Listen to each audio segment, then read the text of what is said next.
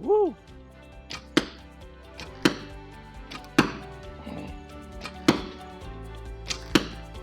Today, we're going to talk about accuracy and precision.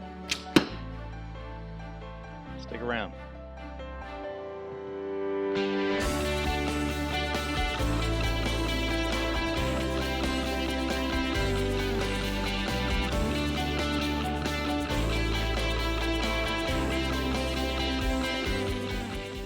Well, it's been a little while, but this isn't too shabby. I do have to admit I hit a few stinkers when I was warming up for this. Let's talk about accuracy and precision for a moment. When we talk about accuracy, what we mean is how close are we to the bullseye, the mark. But in terms of chemistry, what we mean is how close are our experimental measurements to the accepted value. As far as precision goes, we're referring to the grouping. On the target, it would be the arrows being grouped together. That would be precision, being able to duplicate my results. In terms of chemistry, it's how well I can duplicate my results in the lab. My measurements being fairly close together. Now, the idea is to have both accuracy and precision. This would be an example of being precise but not accurate. You can see the arrows are grouped close together, but they're missing the mark quite a bit, aren't they? In the laboratory, we can have measurements that may be close together in terms of value, but they may be far away from the accepted value. We certainly don't want that. We certainly don't want this. This is neither precise nor accurate. You can see that we're not anywhere close to the mark. In terms of chemistry, our measurements would be way off the accepted value, and we aren't even grouped close together. Neither precise nor accurate.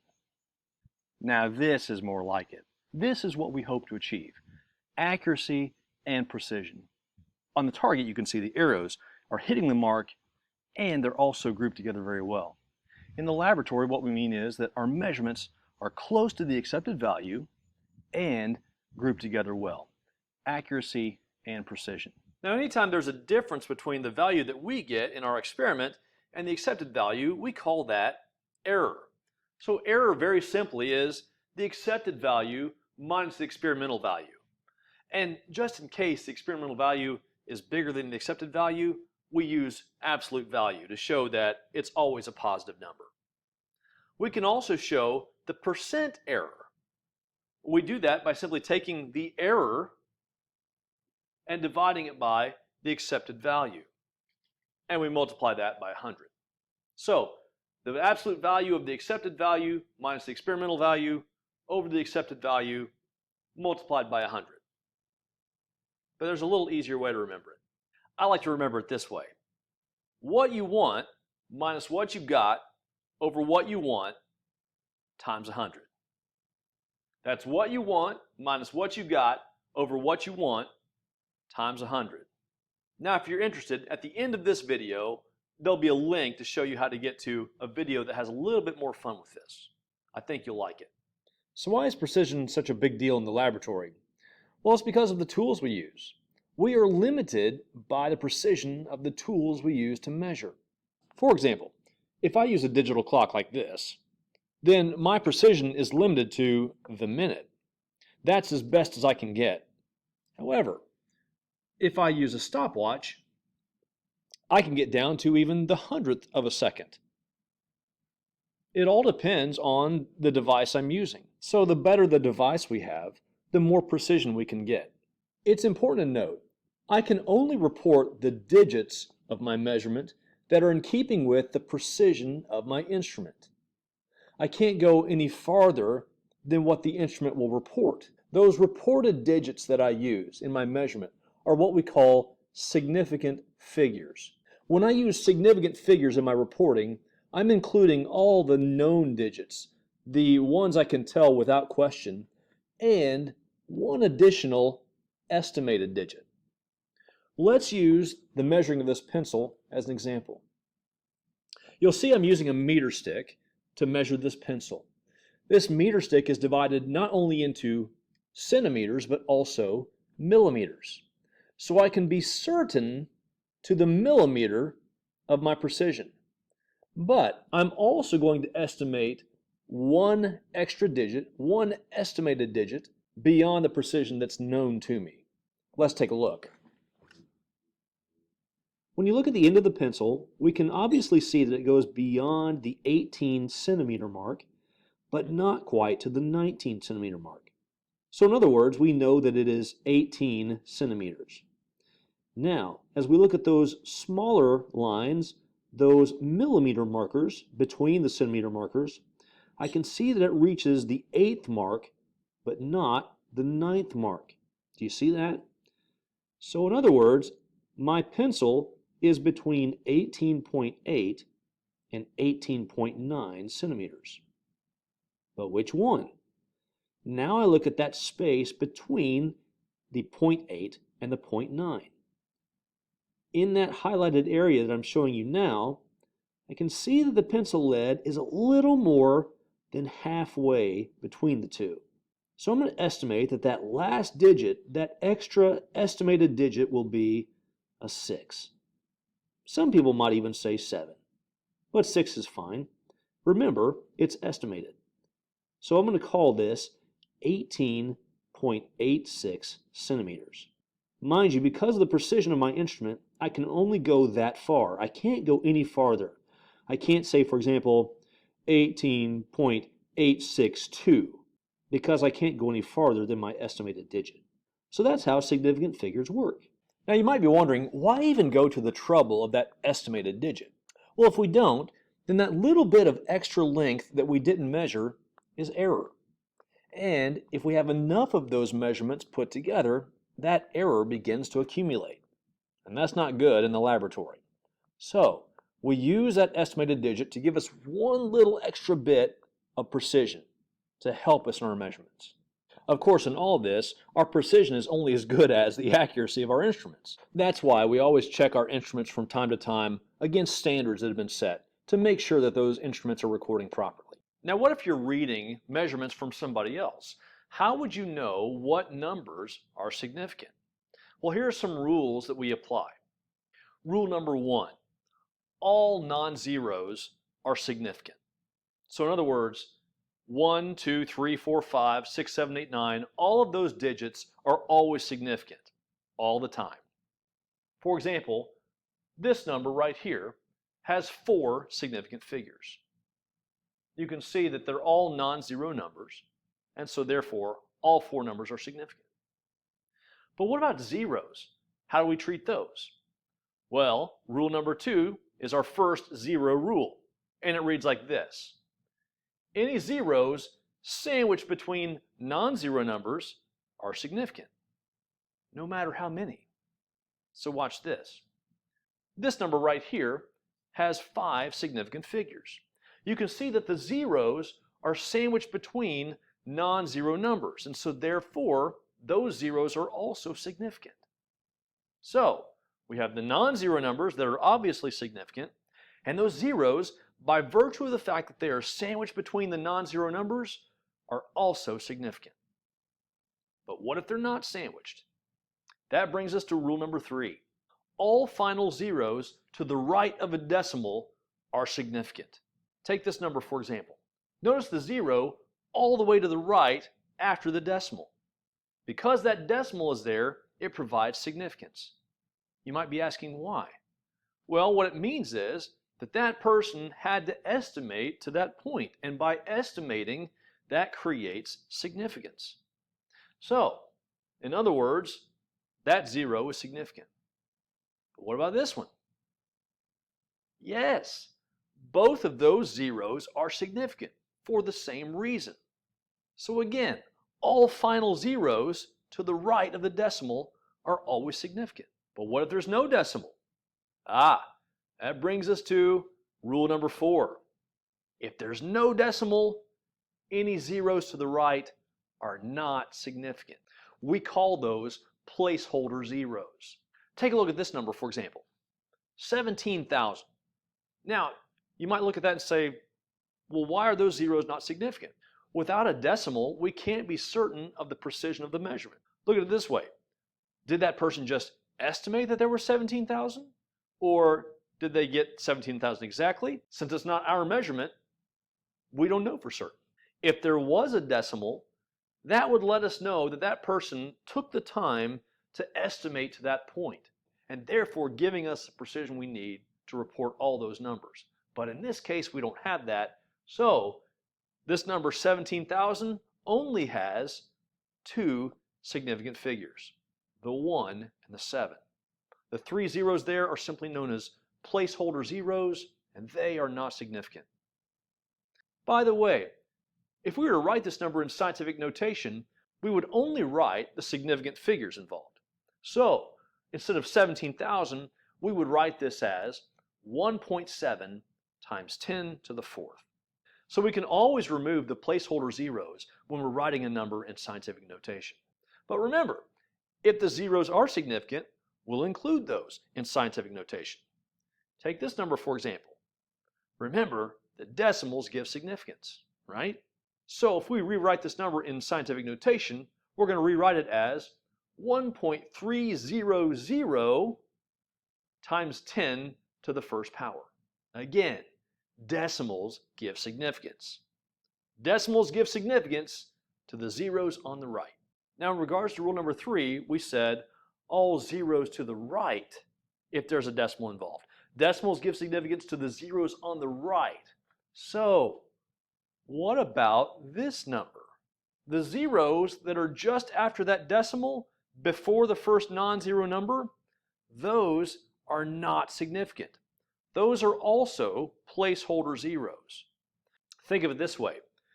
If we were to write this in scientific notation, we would not include the zeros on the front. We wouldn't write 0.0, right? We would write this as 1.305 times 10 to the negative third. So therefore, those zeros just after the decimal, but before the first non-zero number, those are not significant.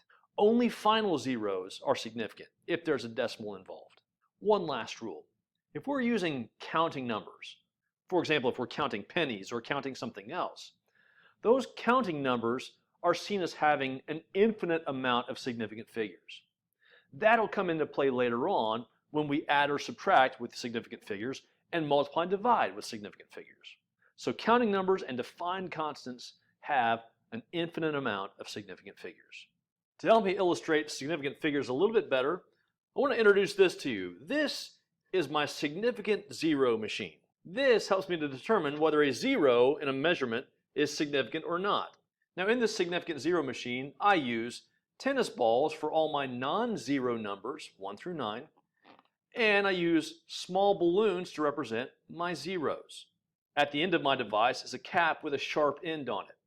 This cap represents the boundary line between whole number land and the decimals. So let's see how it does with 70,400. 7, 0, 4, 0, 0. Okay? 70400. So I'll place my cap on the end, and now we'll find out which zeros are significant and which are not. Aha! So 704, those digits are significant, but the 2 zeros on the end are not significant. And after all, we did say that placeholder zeros are not significant. Now, this will work the other way too if I have a decimal. Let me show you. Okay, so let's try the device now on this number, 0.00520. Now, in this case, I'm going to flip this around because after all, this is my boundary between whole number land and decimal land. So this being a decimal, we'll use it in this direction. So, just like I did before, I'm going to put my balloons and my tennis balls in place. Here's my 0 at the end.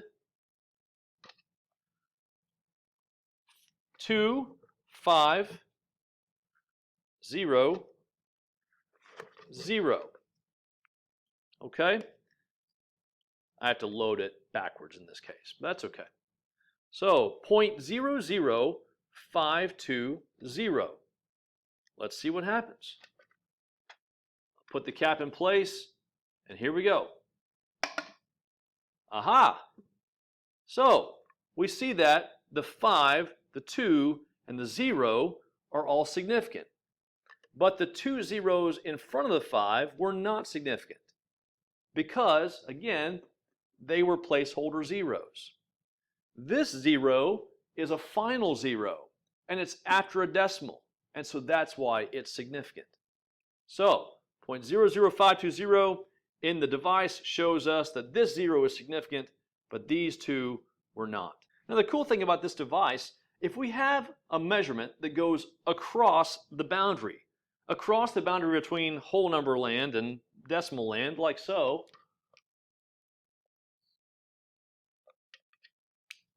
then essentially the cap is no longer needed. And in doing so, nothing's going to pop. Now, it makes sense because when we do that,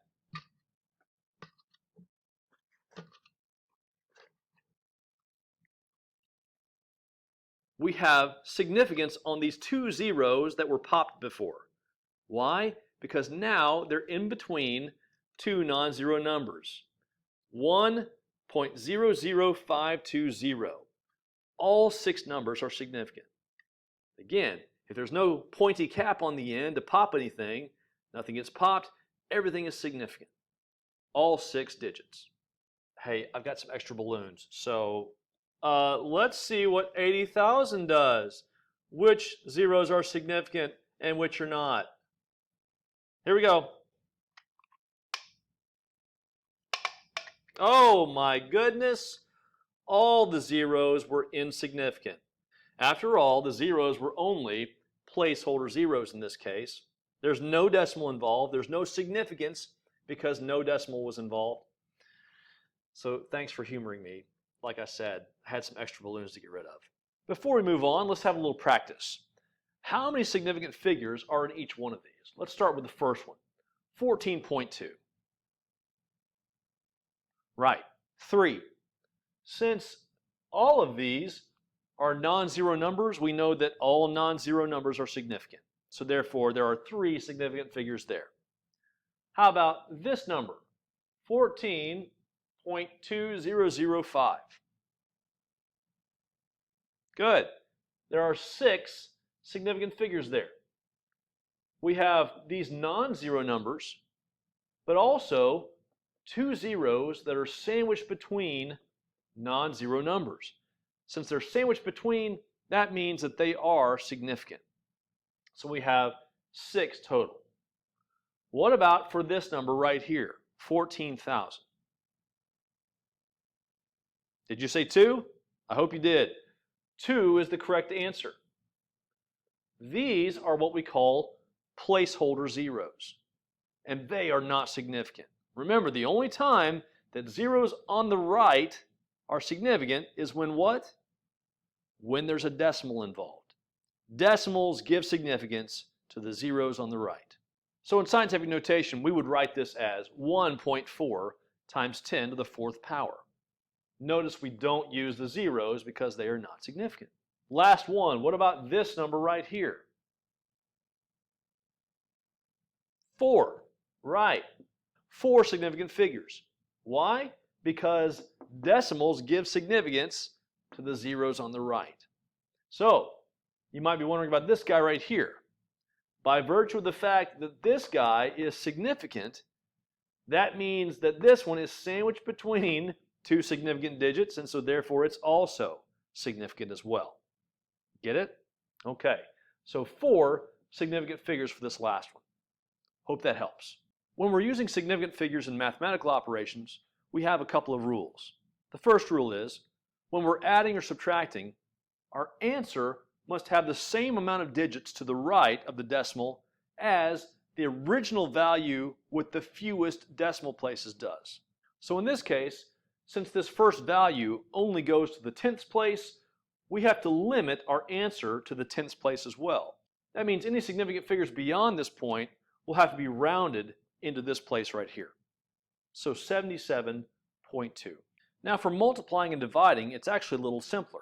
When we multiply or divide numbers, our answer has to have the same amount of significant figures as the original measurement with the least amount of significant figures. That's our limitation. So in this case, since 4.2 only has 2 significant figures, that means even though we get an answer of 10.668, that we have to round to 2 significant figures. Therefore, we would have to report 11. Only 2 significant figures. How about this one? 3.500 times 10 to the 7th power divided by 4.3020 times 10 to the 3rd power. One thing to note. When we have scientific notation, we don't consider this part of it when we're talking about significant figures, the times 10 to the nth power. We only take into consideration the coefficient. So, this one has 4 significant figures, and this one has 5 significant figures. So even though our answer is 8.3157508 times 10 to the 3rd, we have to round that to 4 significant figures because we have 4 significant figures here. So our answer must be 8.136 times 10 to the 3rd. And hopefully you realize that since we are limited to 4 significant figures, that if this next number is 5 or higher, then we're going to round up. Of course, if it's less than 5, we would keep this digit the same. Since it's higher than 5, we round up and make it 8.136. That's all the time we have for today. We began by talking about accuracy, how close we are to an accepted value. And then we described precision as how close our measurements are to one another, how well we group our values together. Then we talked about error, the difference between our value and the accepted value, and percent error, the amount of error in relation to that accepted value. And finally, we talked about significant figures, how to determine if the figures in a measurement are significant, and then knowing how to add and subtract with significant figures as well as multiply and divide. So hey, it's been fun. I hope it's been fun for you. I look forward to seeing you next time. Until then, God bless.